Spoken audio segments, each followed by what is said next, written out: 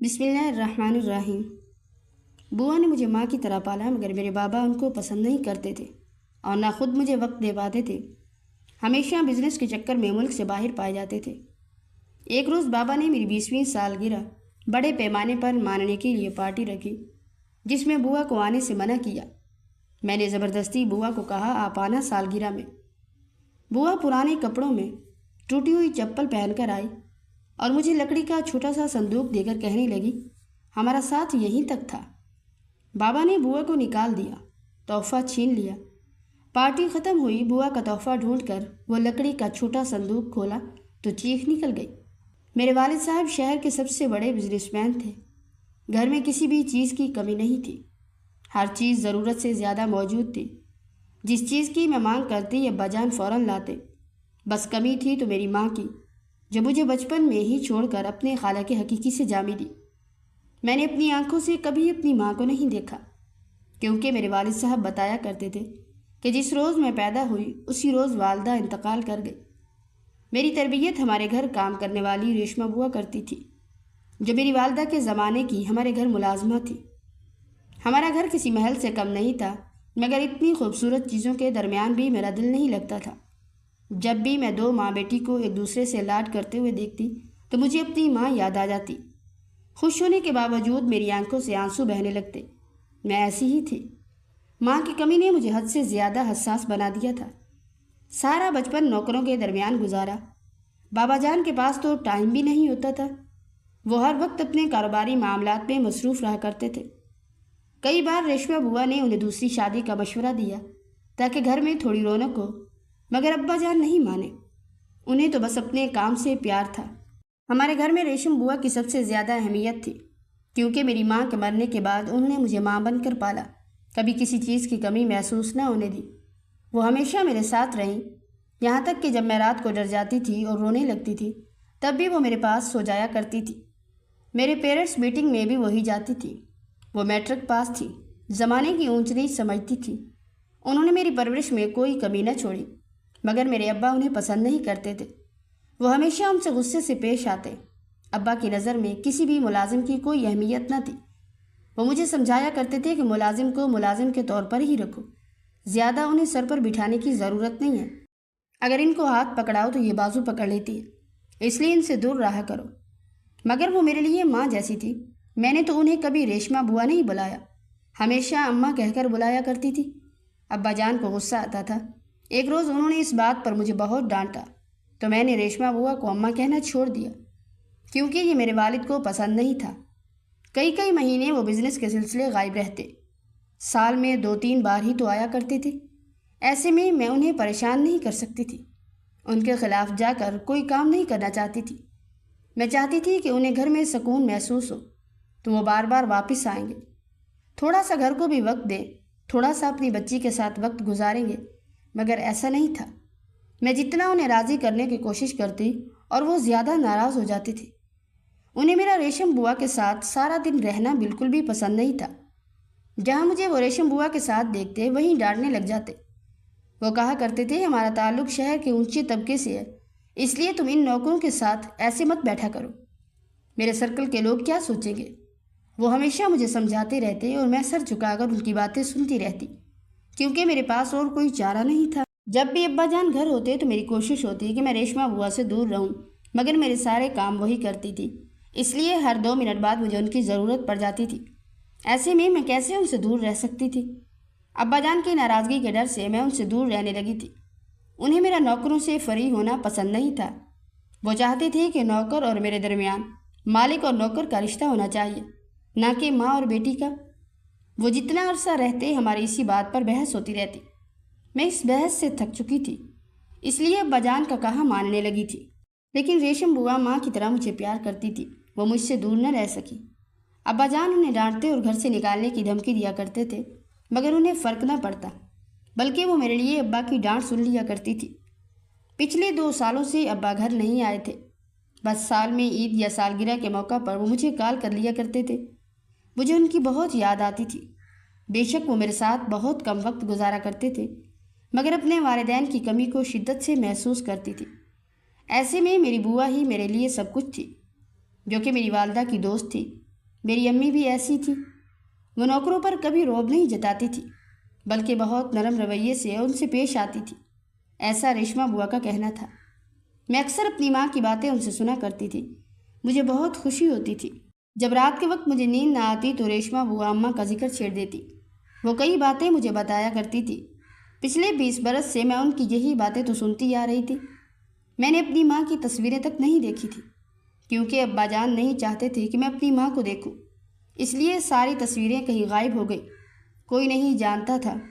ریشما بوا کا کہنا تھا کہ تمہارے والد نے بنگلہ بدلا تھا، ساری تصویریں پچھلے بنگلے میں رہ گئی ہیں۔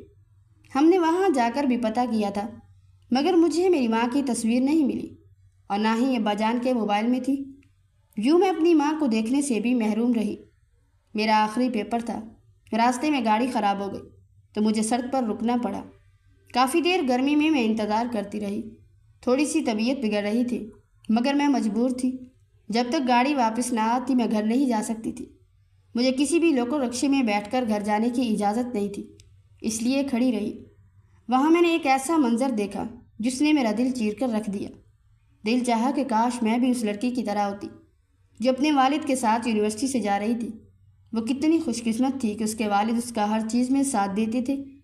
اہم بات یہ تھی کہ اسے ماں باپ کی توجہ مل رہی تھی۔ وہ کوئی اور نہیں، ہماری کلاس فیلو صبا تھی، جو ہر وقت اپنے ماں باپ کی تعریفیں کرتے نہیں تھکتی تھی۔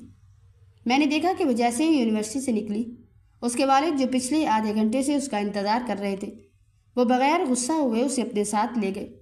میں حیران ہو رہی تھی کہ ایک شخص جو ہر لحاظ سے معتبر ہے، وہ اتنی دیر باہر کھڑا انتظار کرتا رہا، اور اب بیٹی پر غصہ کرنے کی بجائے خوش ہو رہا ہے۔ ان لوگوں نے میرے سامنے اکٹھے ہنستے ہوئے گول گپے کھائے اور پھر آئس کریم لے کر چلے گئے۔ میں آنکھوں میں آنسو لیے ان دونوں کو دیکھ رہی تھی اور سوچ رہی تھی کاش میرے والد بھی مجھے ایسے ہی وقت دیتے، بھلے مجھے اتنی آسائشیں نہ دیتے۔ مجھے اس چیز کی پرواہ نہیں تھی۔ کافی دیر میں کھڑی رہی، دھوپ میں حالت خراب ہو رہی تھی، تو میں نے ڈرائیور کو فون کر کے کہہ دیا کہ میں یونیورسٹی واپس جا رہی ہوں، تم جب آنا تو مجھے کال کر دینا۔ اس نے کہا ٹھیک ہے بیٹا، میں جیسے ہی آتا ہوں تو آپ کو کال کرتا ہوں۔ میں مطمئن ہو کر یونیورسٹی چلی آئی۔ یہاں آئی تو بالکل منظر ہی بدل چکا تھا۔ یونیورسٹی کے لان میں ایک حصے کو کسی سالگرہ کی تقریب کے لیے سجایا جا رہا تھا۔ میں حیران ہوئی کہ یہ یونیورسٹی میں کیا چل رہا ہے۔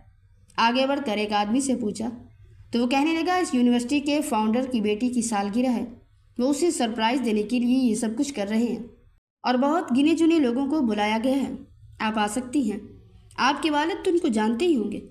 یہ کہہ کر انہوں نے مجھ سے سوال کیا تو میں نے ان کے سوال کو نظر انداز کر کے فوراً گیٹ کی طرف آ گئی۔ میری رونے میں شدت آ چکی تھی، کیونکہ ہر کسی کے پاس ان کے والدین کی توجہ تھی، جبکہ میرے پاس کچھ بھی نہیں تھا۔ والدہ میری بچپن میں انتقال کر گئی اور والد کو فرصت ہی نہیں ملتی تھی۔ روتے ہوئے میں گیٹ پر کھڑی رہی۔ اب تو گرمی کا بھی احساس نہیں ہو رہا تھا، ایسا محسوس ہو رہا تھا جیسے کسی نے میرا کلیجہ کاٹ لیا ہو۔ اماں کی یاد میں تو ویسے بھی میں روتی رہتی تھی، اب تو ابا کے پاس بھی میرے لیے وقت نہیں تھا۔ ڈرائیور نے کال کی تو میں فوراً باہر چلی گئی۔ باہر آج بھی مجھے ایسے ہی منظر دکھائی دے رہے تھے، ماں باپ اپنے بچوں کو لے کر اسکول اور کالج سے نکل رہے تھے، جبکہ میں نوکروں پر انحصار کرتی تھی۔ آنکھوں سے آنسو بہنے لگے، سارا راستہ میں روتی گئی۔ ڈرائیور چچا بار بار پوچھ رہے تھے کہ بی بی جی کیا ہوا ہے، مجھے بتائیں، لیکن میں بتا نہیں پائی، کیونکہ یہ میرا ذاتی معاملہ تھا۔ ان لوگوں کو اہمیت دینا اور ان کا احترام کرنا ایک الگ بات تھی، مگر میں ان کے سامنے اپنی ذاتی باتیں نہیں کر سکتی تھی، یہ معقول بات نہیں تھی۔ گھر آتے ہی میں نے فوراً اپنے والد صاحب کو کال کی، ان کا نمبر بزی جا رہا تھا۔ مجھے غصہ آنے لگا، میں نے سوچا آج ہر حال میں والد صاحب سے بات کر کے رہوں گی، چاہے مجھے ان کے آفس ہی کیوں نہ جانا پڑے۔ وہ زیادہ تر دوسرے ملک میں رہا کرتے تھے، مگر میں نے سنا تھا کہ ان دنوں وہ واپس آئے ہوئے ہیں، مگر وہ مجھ سے ملنے نہیں آئے۔ اس بات نے مجھے بے حد افسردہ کر دیا تھا۔ میں بار بار کال کرتی رہی، وہ ہر بار میری کال کاٹتے رہے۔ مجھے غصہ آ گیا۔ نہا دھو کر فریش ہونے کے بعد میں نے ڈرائیور کو کہا کہ بابا جان کے آفس جانا ہے۔ پہلے تو وہ منع کرتا رہا، مگر پھر میرے مجبور کرنے پر وہ مان گیا۔ ہم دونوں بابا کے آفس آ گئے۔ یہاں سب لوگ حیران ہو کر مجھے دیکھ رہے تھے۔ مجھے تھوڑا عجیب لگا اور سمجھ آئی کہ والد صاحب کیوں مجھے یہاں آنے سے منع کرتے تھے، مگر اب میں آ گئی تھی تو بابا جان سے ملاقات کے بنا نہیں جا سکتی تھی۔ میں ان کے کمرے میں جانے لگی تو سیکرٹری نے مجھے روک لیا۔ اور کہنے لگی کہ آپ ایسے اطلاع کیے بنا نہیں جا سکتی۔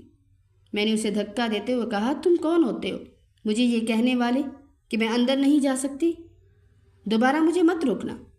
یہ کہہ کر میں اندر چلی گئی تو دیکھا والد صاحب کوئی میٹنگ کر رہے تھے۔ مجھے دیکھتے ہی سبھی ملازمین وہاں سے چلے گئے۔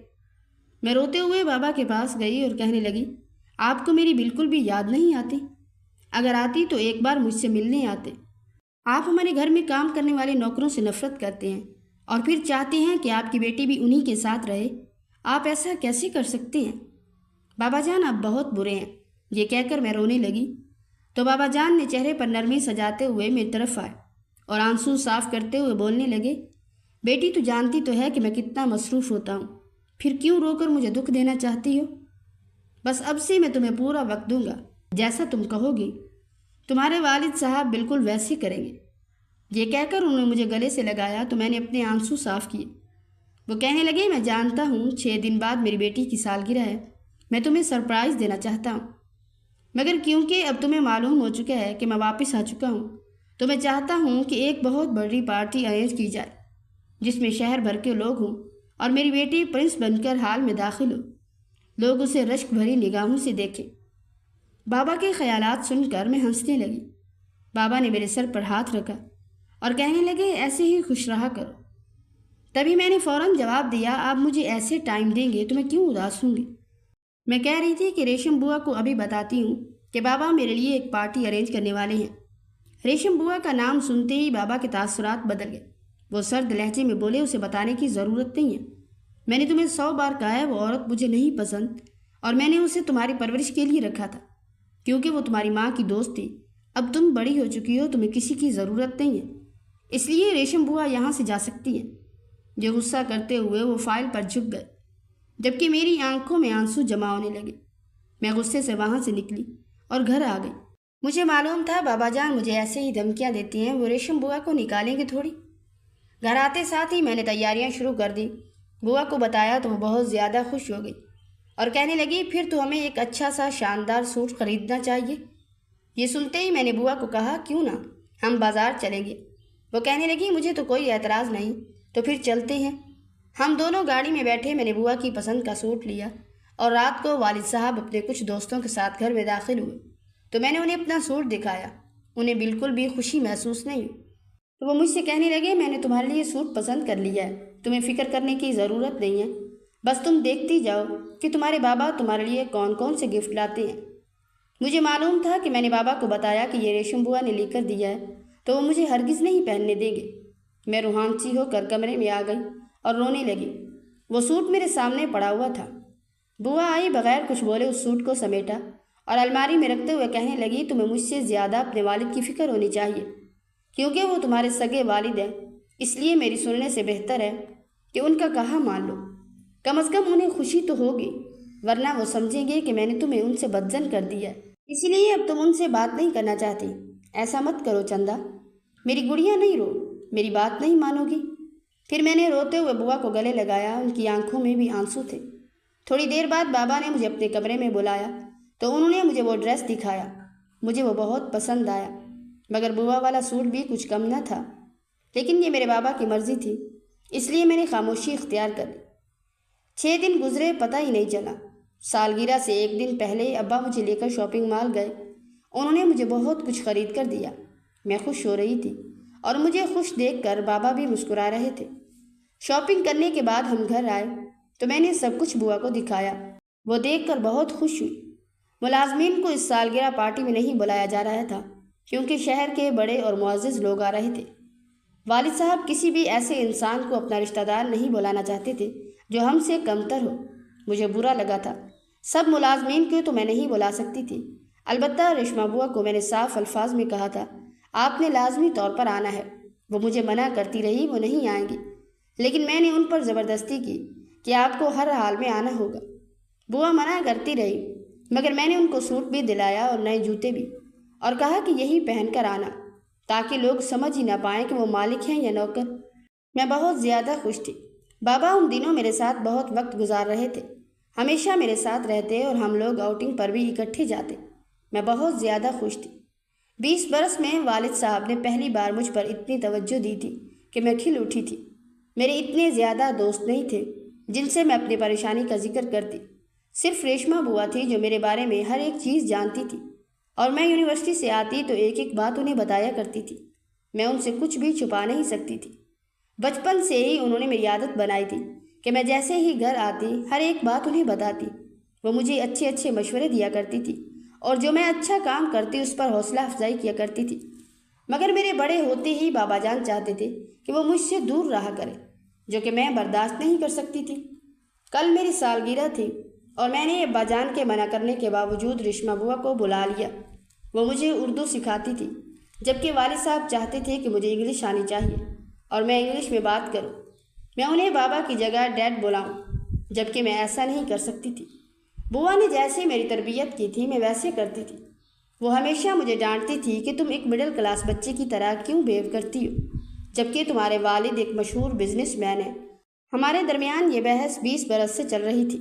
میں تیار ہو کر اسٹیج پر گئی تو کیک آ چکا تھا۔ مہمان ہر طرف خوشگپیوں میں مصروف تھے۔ بابا ہر کسی سے مجھے ملوا رہے تھے۔ میری نظر گیٹ پر لگی ہوئی تھی کہ کب ریشما بوا ہال میں داخل ہوں گی۔ سارے مہمان آ چکے تھے اور بابا جان مجھے مجبور کر رہے تھے کہ کیک کاٹ لوں، مگر میں بوا کے بغیر کیک نہیں کاٹ سکتی تھی۔ تھوڑی دیر بعد بوا ہامتی ہوئی آئی۔ انہوں نے میرے والے کپڑے نہیں پہن رکھے تھے، بلکہ بہت پرانا سوٹ پہنا ہوا تھا اور چپل بھی پھٹی ہوئی تھی۔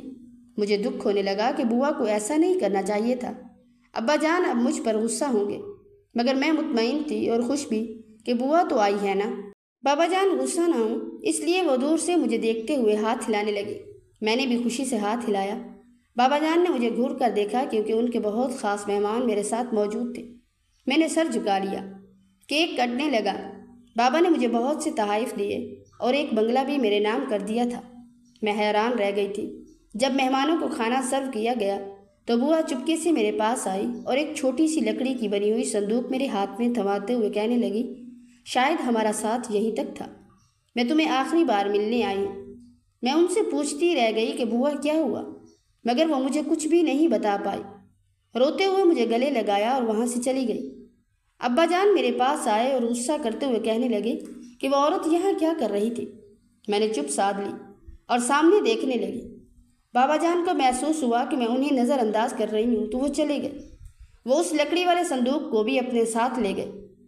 تقریب ختم ہونے کے بعد میں گھر آئی تو ڈرائنگ روم میں میرے سارے تحائف پڑے ہوئے تھے۔ میں پاگلوں کی طرح بوا کا دیا ہوا تحفہ ڈھونڈ رہی تھی۔